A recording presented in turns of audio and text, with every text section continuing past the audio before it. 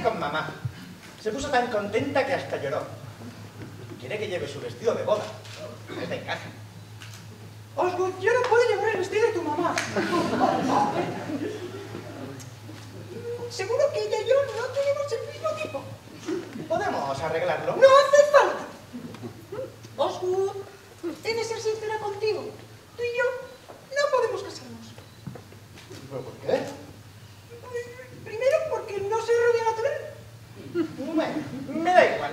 Y fumo muchísimo. No me importa. Tengo un horrible pasado. Desde hace 3 años estoy viviendo con un saxofonista. Te lo perdono. Nunca podré tener hijos. Los adoptaremos. Osgood, ¿no me comprendes? ¡Ah, soy un hombre!